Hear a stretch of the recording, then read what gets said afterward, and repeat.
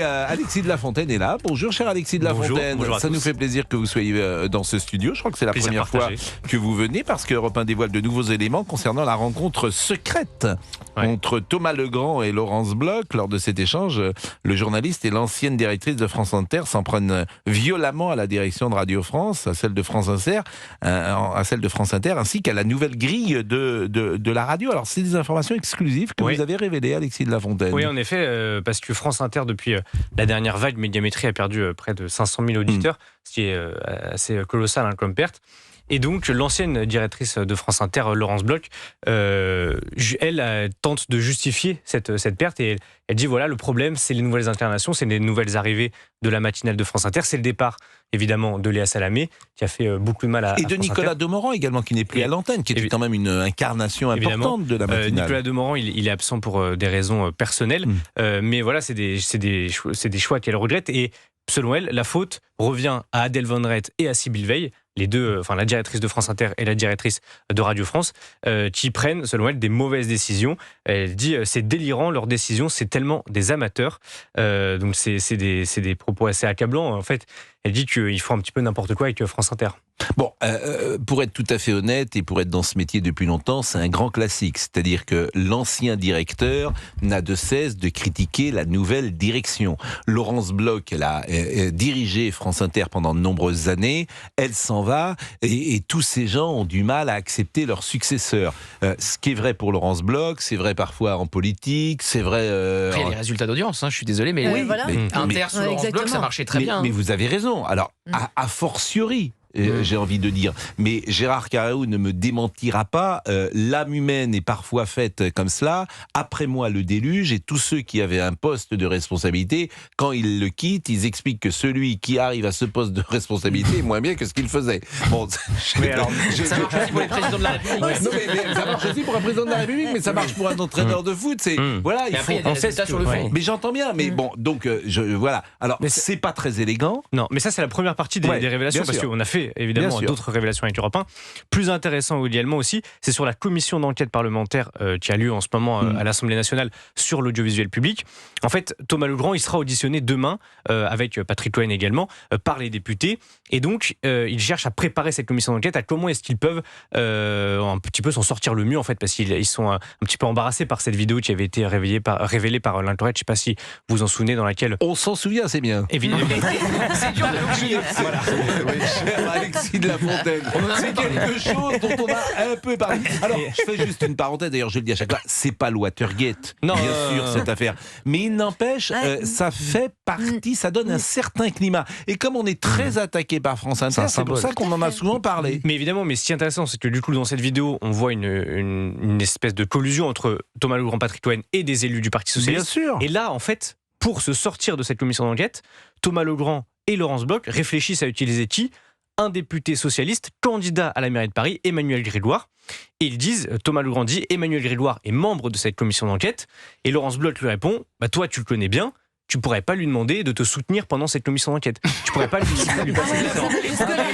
Ils ont mis une pièce dans la machine.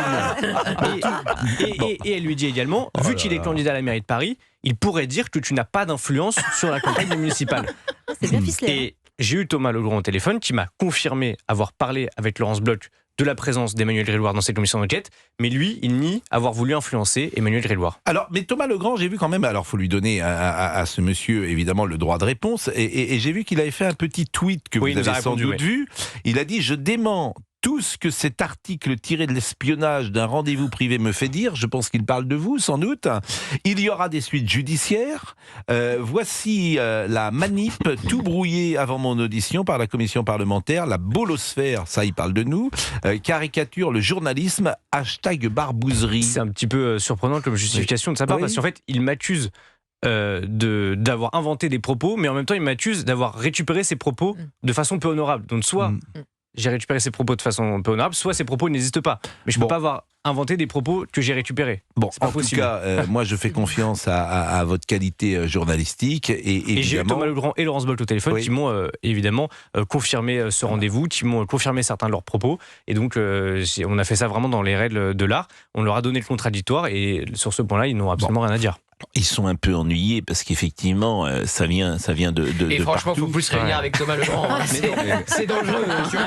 Il a un traceur GPS dans son sac avec Thomas Legrand. Non, mais alors, il a un traceur GPS sur lui. Écoutez, moi, je ne demanderai pas à Alexis, effectivement, le secret de ses sources. Ah non, mais après, je précise aussi dans mes articles que des personnes au sein de France Inter et de Radio France m'ont confirmé certains des propos et que c'est aussi eux qui parlent avec des personnalités de France Inter et de Radio France, et c'est aussi via ces biais-là qu'on reçoit ces informations. Bon, alors le paradoxe, et je le disais, c'est à la fois pas le Watergate, mais ça intéresse quand même les gens, ça n'intéresse pas que le milieu journalistique. Moi, à chaque fois que nous avons parlé de cela sur l'antenne d'Europe 1 ou de CNews, je m'aperçois que les gens sont sensibles à ça. Pourquoi ? Parce que France Inter, c'est une radio de service public, qu'ils ont le sentiment que cette radio ne respecte pas tout à fait le pluralisme, qu'exige pour le moins le service public, et qu'effectivement, je le disais tout à l'heure, ce sont quand même des gens qui nous attaquent fortement. Ils nous attaquent d'ailleurs par un biais qui est un peu sournois, c'est le biais des humoristes. Mais ils n'ont d'humoristes bien souvent que le nom. Oh, il y a les éditions de Patrick Cohen aussi, ne les oubliez pas. Bah, je ne l'oublie pas, mais ils ont d'humoristes bien souvent que le nom. Ils ont qui comme humoriste ? Bah, ils ont aujourd'hui M. Chameroy qui fait un billet sur 2 sur nous. Mais moi, je l'aimais bien en plus, Bertrand Chameroy. Il est passé par cette maison. Je trouve que en l'espèce sur France Inter, c'est pas son meilleur. Je trouve ça gênant souvent. Oui, je trouve pas ça très bon. Son billet face à Charles Aloncle était d'un malaise. Voilà, je trouve pas ça très bon. Et j'ai le sentiment qu'ils se sentent obligés de donner des gages dans l'univers très particulier de la Maison Ronde. Quand tu rentres à France Inter, je ne veux pas dire c'est une secte, mais on n'en est pas loin. Et il est possible que tu sois imprégné par cette influence et que tu veuilles donner des gages à ceux avec qui tu travailles, que tu perdes ta légèreté, ton humour, un peu de liberté, pas ta créativité.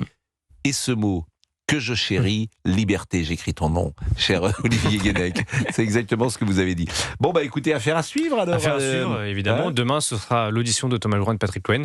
On verra s'ils auront 14h30 et 15h30. Vous serez encore avec lui Non, mais est-ce que vous savez où il déjeune avant de passer l'audition? Parce que nous souhaiterions être... Il connaît tous les restaurateurs parisiens, Alexis, maintenant. Je suis pas sûr qu'on connaisse les mêmes, Thomas Legrand et moi. Mais bon, je ne veux pas... Mais nous sommes bien informés, c'est le pouvoir des journalistes aussi, c'est notre métier. Mais alors, je trouve effectivement que Madame Bloch, c'est pas très élégant. En fait, tous ces gens ne sont pas quand même très élégants. Parce qu'au-delà en fait, pour tout dire, c'est que critiquer comme ça c'est dans une conversation avec Thomas Legrand. Mais surtout, c'est pas terrible quand même. Je vais vous dire, même de le penser, c'est pas terrible. C'est-à-dire qu'il y a des choses... Non mais là où je suis pas d'accord, c'est qu'il y a des résultats. Mais évidemment, on peut critiquer... Il faut avoir une certaine classe dans la vie. Ton successeur, voilà, tu n'en parles pas. Ils sont en train de planter... Tu n'y penses même pas. Ils sont en train de planter... On verra quand vous arrêterez l'antenne. Le jour où vous prendrez la succession vers 2040-2045, je saurai... Je vous succède tous les soirs, c'est déjà un immense honneur. Ouais.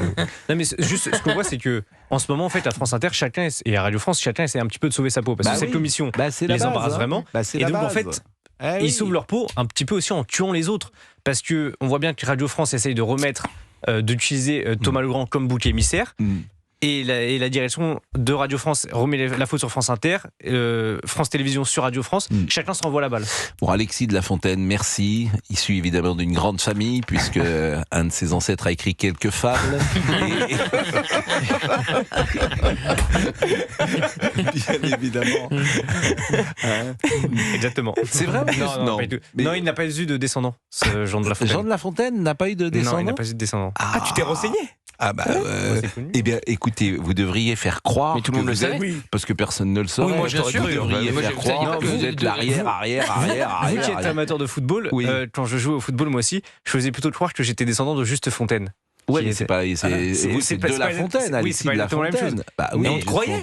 Non, mais c'était pour la blague. Pour la blague, non, parce que moi, un très grand genre je n'incite pas mes enfants à faire croire qu'ils sont descendants de moi.